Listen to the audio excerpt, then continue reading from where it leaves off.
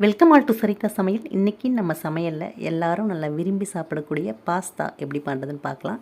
அதுக்கு 200 gram pasta எடுத்திருக்கேன். ஒரு பாத்திரத்தில் 1 லிட்டர் அளவு தண்ணி சேர்த்து நல்லா சூடானதுக்கப்புறம் இந்த பாஸ்தாவை அதில் சேர்த்து விட்டு 1 ஸ்பூன் எண்ணெய் சேர்த்து பாஸ்தாவுக்கு தேவையான உப்பு சேர்த்து நல்லா கலந்து விட்டு 5 நிமிஷம் வேக வச்சு தண்ணியை வடிச்சிட்டு எடுத்து வச்சுக்கலாம். அடுத்து ஒரு கடாய் சூடு பண்ணி இதில் 2 ஸ்பூன் எண்ணெய் சேர்த்து நல்லா காஞ்சதுக்கப்புறம் 2 வெங்காயம் பொடியை நறுக்கிட்டு சேர்த்துக்கலாம். இது கூடவே ஒரு பச்சை மிளகாய், கொஞ்சம் கருவேப்பிலை சேர்த்து விட்டு நல்லா வதங்கி வந்ததும் 1 ஸ்பூன் இஞ்சி பூண்டு பேஸ்ட்டு சேர்த்து பச்சை வாசம் போனதுக்கப்புறம் 2 தக்காளி கட் பண்ணி சேர்த்து நல்லா வதக்கி விட்டு 1/4 ஸ்பூன் மஞ்சள் தூள், 1/2 ஸ்பூன் மிளகாய் தூள், 1/4 ஸ்பூன் கரம் மசாலா சேர்த்து இந்த மசாலாவுக்கு மட்டும் உப்பு சேர்த்துக்கலாம். நம்ம ஏற்கனவே பாஸ்தாவில் உப்பு சேர்த்து வேக வச்சுருக்கோம்.